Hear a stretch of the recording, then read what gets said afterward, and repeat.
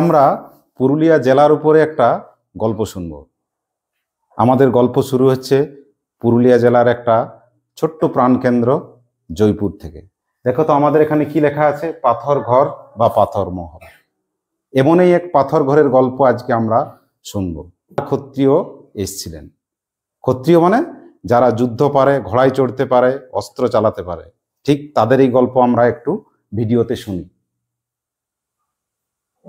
দেখো, আমাদের গল্প শুরু হচ্ছে গড় জয়পুর থেকে। পাথর দিয়ে ছাদ সহ পুরো বাড়ি, এই বাড়িটা পুরো প্রথম দেখা পাথর দিয়ে তৈরি।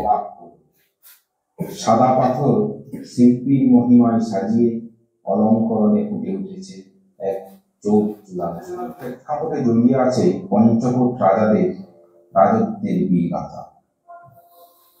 সঠিক সময় জানা যায় না, তবে ইতিহাসের অন্য ঘটনার সাথে মিলিয়ে বলা যায় ১৬শ শতকের দ্বিতীয়ার্ধে সুদূর উজ্জয়িনীর ধারানগর থেকে ৪ ক্ষত্রিয় ভাই জয়মল্ল, জয় সিং, মুকুন্দ সিং ও জগন। তাহলে আমাদের ৪ ক্ষত্রিয় বীর এসেছিলেন গড় পঞ্চকোট রাজাদের দরবারে, মানে রাজসভাতে। তাদের নাম কি কি ছিল? জয়মল্ল, জয় সিং, মুকুন্দ সিং এবং জগন সিং। আজকে আমাদের গল্পে আছে এই ৪ রাজাদের বীরত্বের গল্প এবং তাদের সাহসের গল্প। আসার পরেই তারা রাজার কাছে কি করলেন? অস্ত্র চালনা, তরোয়াল চালনা, বর্ষা চালনা দেখিয়ে রাজাকে খুশি করলেন। কিন্তু রাজা দেখতে চাইলেন যে এদের ভিতরে কতটা সাহস আছে। বাইরে যতটা যুদ্ধ চালনায় তারা দেখাচ্ছে, ততটাই কি তারা সাহসী আছে? এই জন্য রাজা এক বুদ্ধি করলেন। এই দেখো, এইরকম যুদ্ধ চালনায় তারা ওস্তাদ ছিল, পটু ছিল। রাজা একদিন কি বুদ্ধি করলেন দেখো দেখি। এসে পৌঁছালেন তৎকালীন বঙ্গপ্রদেশে কাশীপুর পঞ্চকোট রাজদরবার। এইটা হচ্ছে কাশীপুর রাজাদের রাজবাড়ি। স্বাভাবিকভাবেই মল্লযুদ্ধ ও বশী চালনায় সমান দক্ষ। রাজার সামনে যুদ্ধ কৌশল ও কসরত দেখিয়ে মুগ্ধ করলেন। রাজা খুশি হয়ে প্রত্যেককে একটি অশ্ব প্রদান করলেন। অশ্ব মানে ঘোড়া দিলেন সবাইকে। পুরস্কারে খুশি হলেও ক্ষত্রিয় বীরের পক্ষে যথেষ্ট। রাজা কি করলেন? এরা এত সুন্দর যুদ্ধ খেলা দেখিয়েছে, তরোয়াল খেলা দেখিয়েছে, বর্ষার খেলা দেখিয়েছে, সবাইকে খুশি হয়ে একটা করে ঘোড়া এবং কি দিলেন? অস্ত্রশস্ত্র উপহার দিলেন। কিন্তু ক্ষত্রিয় রাজা, তারা যুদ্ধ জানে, তারা উপহার দেওয়াতে কি তারা মোটেই খুশি হলো না। এবারে দেখো ঘটনা আমাদের কোন দিকে যায়। তারা দাবি করে রাজা তাদেরকে চাকরিতে নিযুক্ত করলেও রাজাকে তারা সম্মান প্রদর্শন করবে, তবু মাথা নোয়াবে না। কথাটা শোনো, রাজা কি করলেন? তাদেরকে চাকরি দিলেন। রাজা ঠিক আছে, আমার রাজ সৈন্যদের সাথে তোমরা কাজ করো, কিন্তু বীর যোদ্ধারা কি বললো? যে আমরা আপনার অধীনে চাকরি করতে পারি, কিন্তু আপনার সাথে কখনো মাথা নত করব না। নত করা মানে নিচু করব না। রাজা বলেন, বাবার এরা এত বড় বীর, কারো কাছে এরা মাথা নোয়াবে না। রাজার ভালো লেগেছিল, কিন্তু রাজার ভালো লাগলে কি হবে? আশেপাশে আরো কত মন্ত্রী, এই তোমরা যেমন বসে আছো, তারাও তো বসেছিল সেখানে, তাদের কিন্তু খারাপ লেগেছে। তখন সবাই বলে ঠিক হলো, ঠিক আছে, পরের দিন রাজসভাতে দেখি একটা এমন বুদ্ধি করি এরা মাথা নোয়ায় কিনা। দেখো কি করছেন রাজা, বুদ্ধিটা একবার দেখো। রাজার সামনে এত বড় কথা। রাজা খানিকটা অসন্তুষ্ট হলেও মশাইবরা বেশ রুষ্ট হলেন। ঠিক হলো, পরের দিন রাজ দরবারের প্রবেশ পথে এমন ভাবে দুটো তরবারি রাখা থাকবে। দেখো, পরের দিন রাজসভা শুরু হচ্ছে। তোমাদের বিদ্যালয় যেমন 10টার সময় শুরু হয়, সেই রাজ দরবারের সামনে রাজা কি করলেন? দুটো তরোয়ালকে এমন ভাবে রেখে দিলেন যেন ঘোড়ায় চড়ে আসার সময়, দেখছো তরোয়াল দুটো কেমন রাখা আছে, এমন ভাবে রেখে দিলেন যে যদি সোজা আসো তাহলে তোমার কি হবে? গলা কাটা যাবে। তাহলে তোমাকে কি করতে হবে? বাঁচার জন্য নিচু হয়ে পার হতে হবে।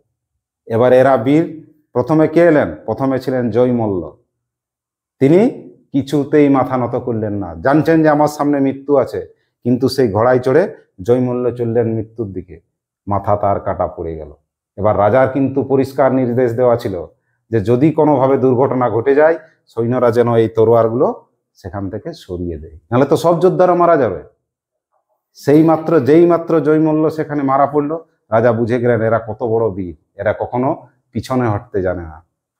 সাথে সাথে রাজা এদের যুদ্ধে এবং বীরত্বে খুশি হলেন এবং শুধুমাত্র চাকরি তো দিয়েছিলেন আগে, এবার কি করলেন, ওদেরকে কিছু কিছু জায়গার অঙ্গরাজ্যের দায়িত্ব দিয়ে দিলেন।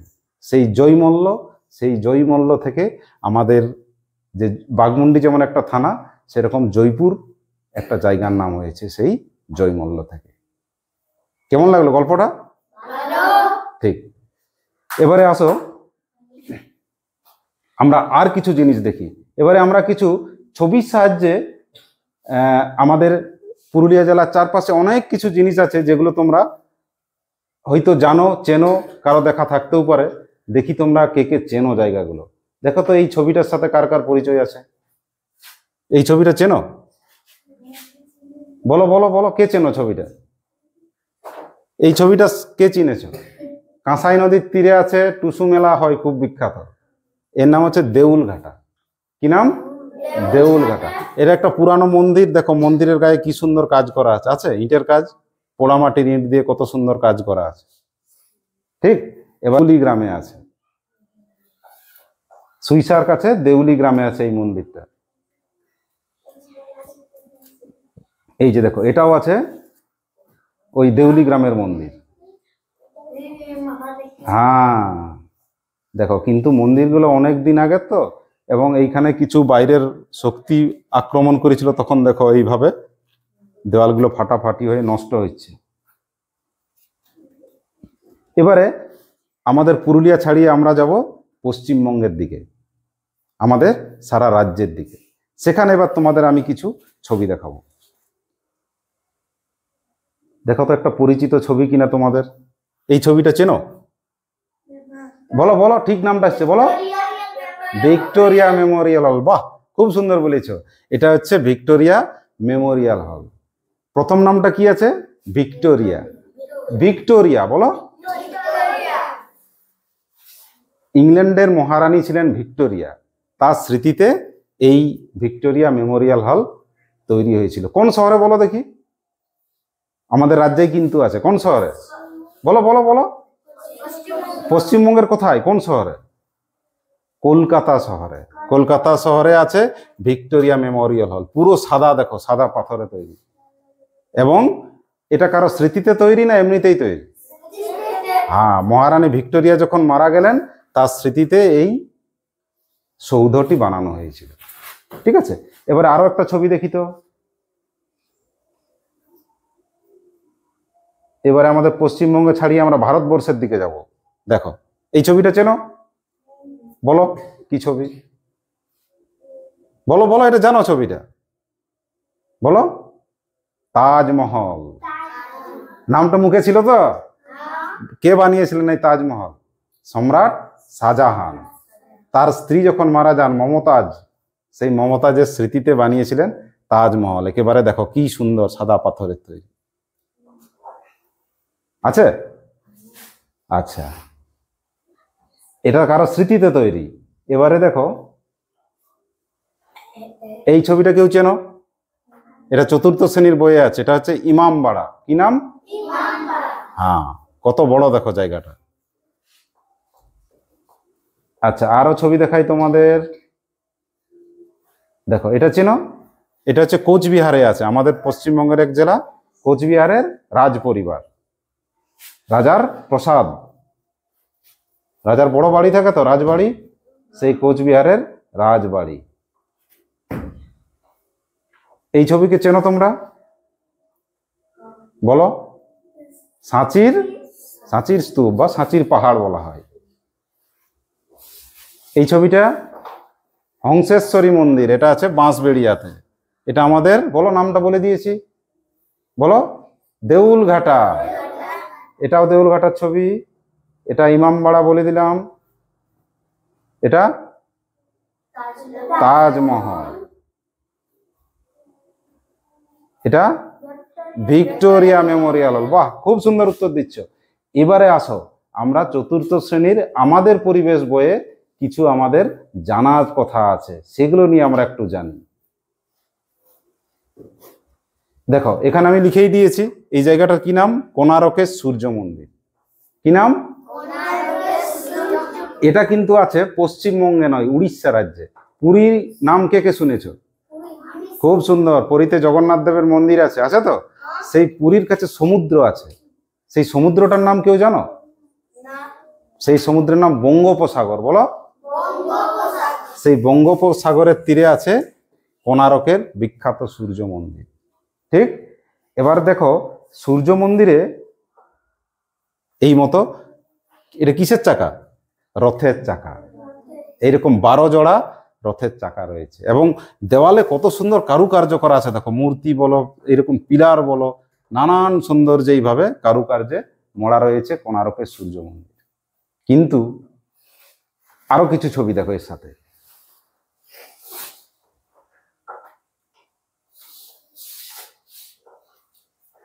দেখো এবারে কি লেখা আছে। এটা আমাদের বাঁকুড়া জেলার বিষ্ণুপুর রাসমঞ্চ। এটা মল্ল রাজাদের তৈরি। মল্ল রাজারা তৈরি করেছিলেন এত সুন্দর রাজমঞ্চ। এবং কি দিয়ে তৈরি? পোড়ামাটির উপরে কারুকার্য করে সেই দিয়ে তৈরি বিষ্ণুপুরের রাসমঞ্চ। দেখো এইখানে আমি একটা জিনিস লিখেছি, দেখো কি লেখা আছে এখানে বলো? স্থাপত্য। আমরা এতক্ষণ কি দেখলাম? নতুন জিনিস দেখলাম না পুরানো দিনের জিনিস দেখলাম?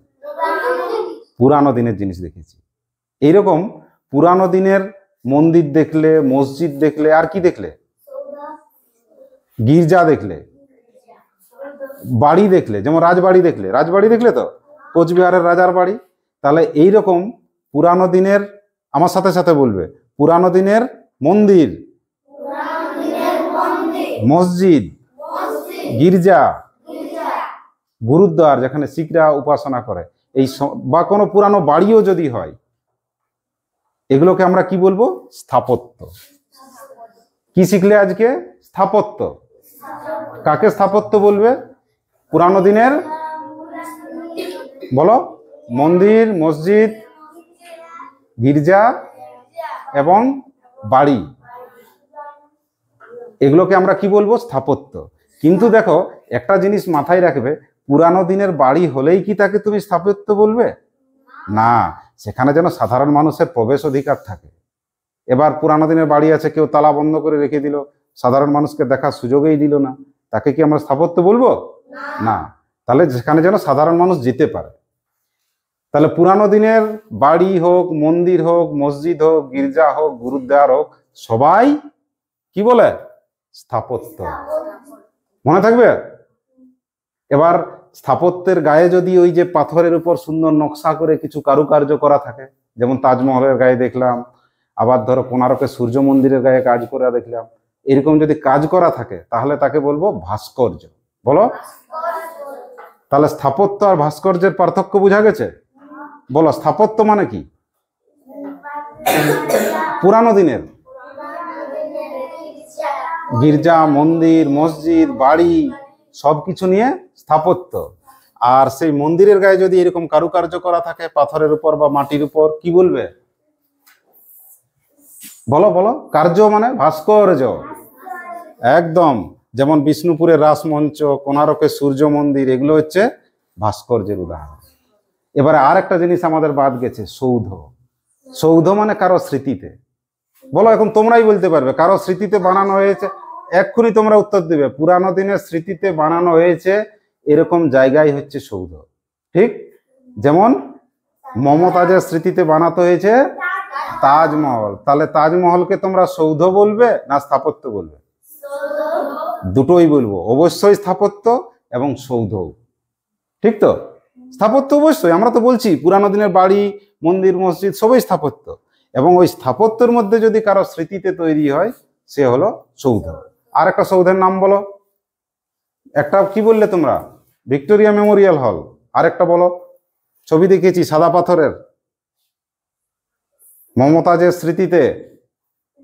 বলো বলো বলো। তাজমহল। Very good. তাহলে আজকে আমরা 3টে জিনিস নিয়ে শিখলাম। একটা শিখলাম স্থাপত্য। কাদের স্থাপত্য বলছি?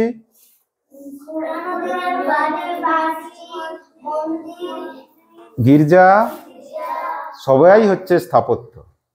আর স্থাপত্যের গায়ে যদি এরকম কারুকার্য করা থাকে ভাস্কর্য। আর সৌধ কারো স্মৃতিতে যদি তৈরি হয়, তাহলে 3টে বোঝা গেছে পরিষ্কার। ঠিক তো? এবারে কোথাও কোথাও জিনিসগুলো আমরা কি বললাম, পরিবেশের প্রভাবে, কোথাও দূষণের ফলে, বাতাস দূষণের ফলে এগুলো কি হচ্ছে, ক্ষতি হচ্ছে। এগুলো মানুষকে সচেতন হতে হবে।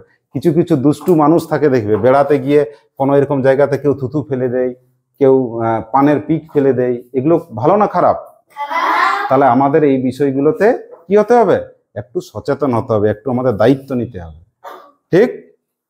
তাহলে তোমরা আশেপাশের জিনিসকে যেরকম রক্ষা করবে, এগুলো নিয়ে তোমাদের শিখতে হবে এবং জানতেও হবে। ঠিক আছে, চলো।